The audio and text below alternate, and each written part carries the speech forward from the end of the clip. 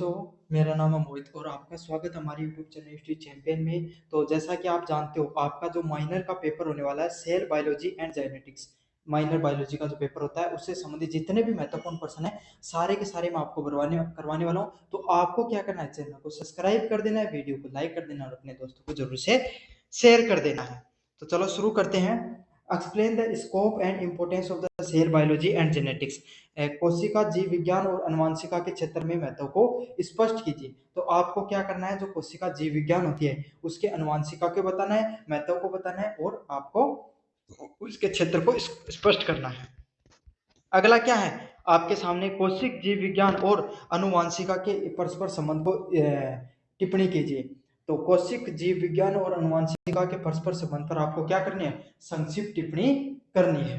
अगले वाले प्रश्नों की बात करें अपन यूनिट नंबर 2 की। Explain the cell theory and differentiate between the prokaryotics and eukaryotics.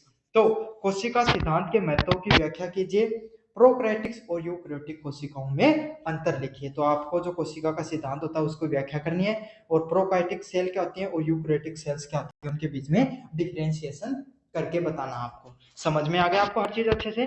अगले वाले प्रश्न की बात करें। Describe the ultra structure of plant cell and write the structure and function of the cell wall. पादप कोशिका की अल्ट्रा संरचना का वर्णन कीजिए तथा कोशिक भित्ति की संरचना के कार्य लिखिए। तो पादप कोशिका का जो अल्ट्रा संरचना का जो वर्णन होता है तथा कोशिक भित्ति की जो संरचना होती है उसके कार्यों के बारे में आपको लिखना है। काफी ज्यादा महत्वपूर्ण प्रश्न है। अगले वाले प्रश्न की बात करें यूनिट नंबर 3 की तरफ। Explain the structure and the function of mitochondria and chloroplast.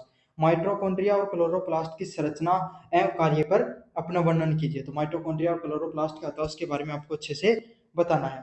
Right the structure and function of endoplasmic reticulum and Golgi bodies.